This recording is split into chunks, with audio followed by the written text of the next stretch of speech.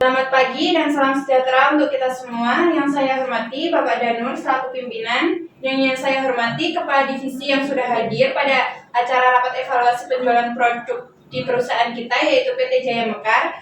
Baiklah, di sini saya akan membacakan agenda rapat kita pada pagi hari ini. Yang pertama pembukaan, yang kedua pengarahan dari Bapak Danur, dan yang ketiga laporan dari setiap manajer divisi. Yang keempat dilanjutkan dengan pembahasan inti rapat serta tanya jawab. Yang terakhir penutup. Langsung saja kepada Bapak Danur untuk memberikan pengarahan. Terima kasih atas kesempatannya. Selamat pagi semuanya. Seperti yang sudah diketahui bahwasanya target penjualan perusahaan selama 1 tahun terakhir ini mengalami penurunan drastis. Kita perlu memikirkan bagaimana caranya agar target penjualan perusahaan bisa meningkat. Sebelumnya, saya ingin mengetahui laporan kinerja dari setiap divisi. Yang pertama, divisi pemasaran. Kepada Ibu Nita, saya persilahkan. Terima kasih Pak atas kesempatannya. Jadi sesuai laporan yang sudah kami peroleh, selama 1 tahun terakhir itu tingkat penjualan kami mengalami penurunan sebesar 40% dari tahun kemarin.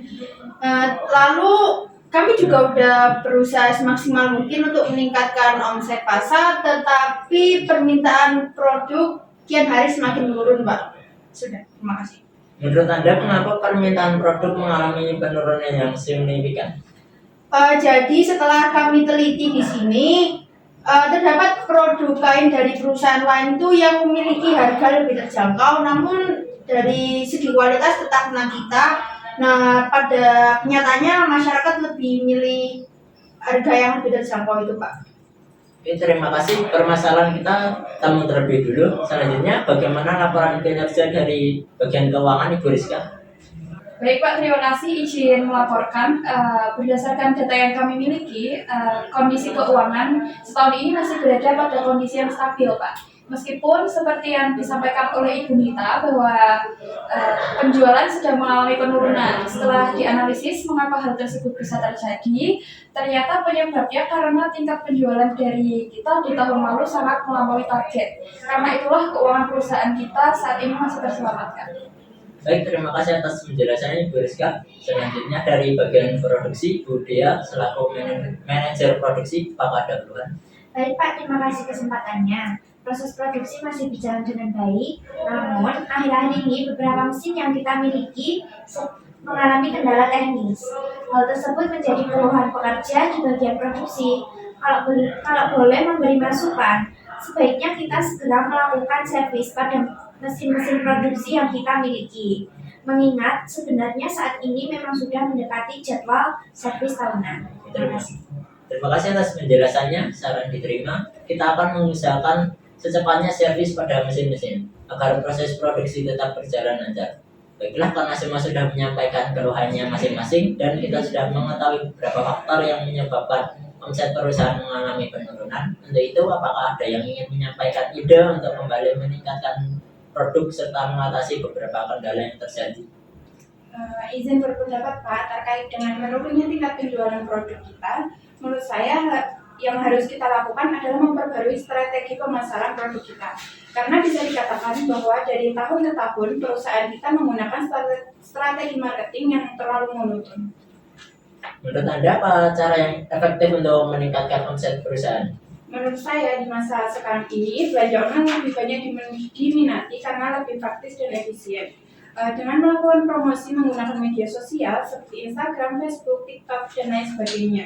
Selain itu, kita juga harus memulai menjual produk kita secara online di beberapa aplikasi e-commerce seperti Shopee, Lazada, Tokopedia, dan lain sebagainya. Jika boleh menambahkan saran, kita bisa merencanakan memproduksi produk berbahan baku yang lebih murah dengan harga jual yang tentu saja lebih terjangkau, sehingga dapat bersaing dengan produk lain perusahaan lain yang lebih murah. Maaf Pak, saya kurang setuju dengan pendapat Ibu Dea. Lebih baik kita mempertahankan kualitas produk yang kita miliki, yaitu produk kain. Lalu bagaimana agar kita tetap bisa bersaing, yaitu kita bisa memberikan potongan harga atau diskon sebesar 10-25%, terutama bagi para distributor, konsumen tetap, dan juga pembeli yang membeli dalam jumlah besar. Seperti itu. Mungkin saran Ibu Rizka lebih tepat, tetapi dengan memberikan diskon yang cukup besar akan membuat keuntungan yang didapat semakin sedikit. Iya, memang benar Ibu Dea. Keuntungan yang kita dapat memang akan lebih sedikit. Tetapi dalam keadaan yang cukup darurat ini, saya rasa lebih baik mendapatkan keuntungan lebih sedikit daripada barang tidak terjual sama sekali. Dan perusahaan kita tentunya akan lebih banyak merugi.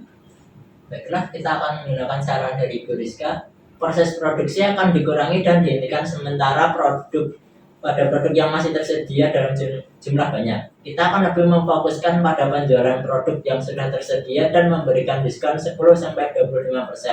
Keputusan ini dipilih selain sebagai strategi peningkatan penjualan, juga untuk mengatasi overproduksi kain. Benar sekali Pak, saya rasa itu pilihan yang terbaik untuk yang harus dilakukan saat ini. Baiklah, selanjutnya untuk Ibu Nita, apakah semua saran yang diberikan sudah cukup atau ada lagi yang ingin disampaikan? Terima kasih untuk semua saran yang sudah diberikan. Saya rasa saran-saran yang diberikan sangatlah membantu. Kami juga dari pemasaran akan segera membentuk tim untuk mengurusi segala hal yang berkaitan dengan promosi di sosial media dan juga hal-hal lain yang berkaitan dengan penjualan produk secara online. Kami juga berusaha membuat konten promosi yang menarik baik secara visual, video maupun foto. Lalu adapun yang saya ingin tambahkan itu akan memperluas jangkauan promosi produk dengan mengajukan proposal kerjasama sebagai supplier pada perusahaan yang belum memakai produk kita. Dalam proposal itu juga kita akan fokus pada potongan harga yang sudah dibahas sebelumnya. Lalu dalam proposal tersebut kita juga akan fokus pada kualitas produk, kredibilitas perusahaan yang kita miliki. Rasanya juga akan mudah mengingat produk kita juga udah besar Pak. Baik, saran disetujui, segera lakukan tindakan-tindakan terkait agar tujuan lebih cepat tercapai. Adapun untuk masalah dana yang dibutuhkan bisa dibicarakan dengan manajer pemasaran setelah ini. Baik Pak. Terima kasih atas semua pendapat yang Ibu berikan. Saya cukupkan rapat kali ini. Semoga strategi yang kita susun dapat berjalan sesuai harapan dan dapat mengatasi semua permasalahan yang ada. Selanjutnya saya serahkan kepada sekretaris saya.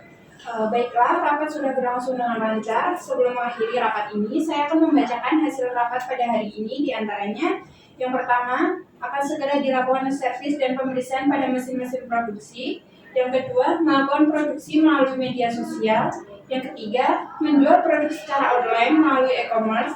Yang keempat, mengurangi proses produksi dan menghentikan sementara produksi produk yang masih tersedia dalam jumlah banyak.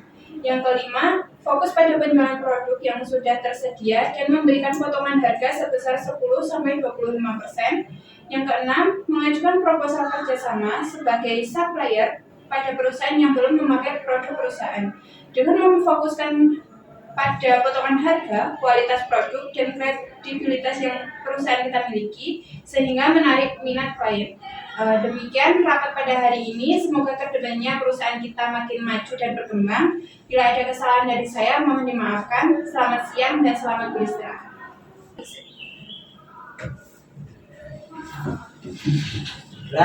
Terima kasih atas rapat kali ini. Semoga rencana kita dapat berjalan dengan baik dan lancar.